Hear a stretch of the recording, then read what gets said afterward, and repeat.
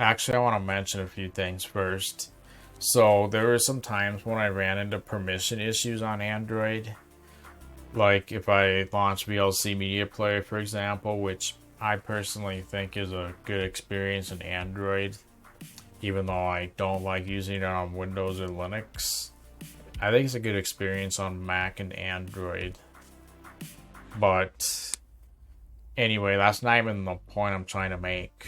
What I'm trying to say is if I'm running into permission issues where only directories show up and no files show up, whether it's in like Ducto or VLC or anything, really, I was able to fix it just by reinstalling the app and re-enabling all the permissions. So if you ever run into an issue where none of your files show up, try reinstalling the app and see if that fixes it. It did for me, and I was not having a lot of hope for that, but it did work. So consider giving that a shot if that problem occurs for you on Android. File permission issues happen, then reinstall the app and re-enable all the permissions, which it'll prompt you when you do reinstall the app. The other thing I was going to mention is I have fingerprint authentication on my phone right now, which is quite handy. I used to have like this tempered glass, and it works terribly with the fingerprint because it's so thick.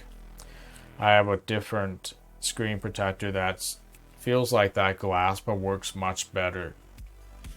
From Shield IQ, I think. But I used to have Face ID as well.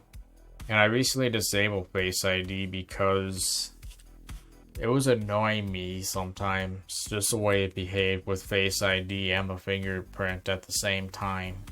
And I got rid of that annoyance just by disabling Face ID.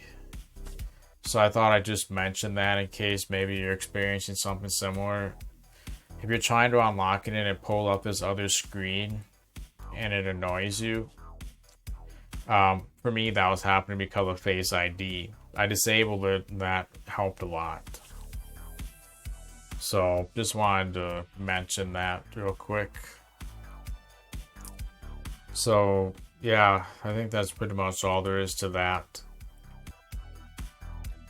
Man, that's really good.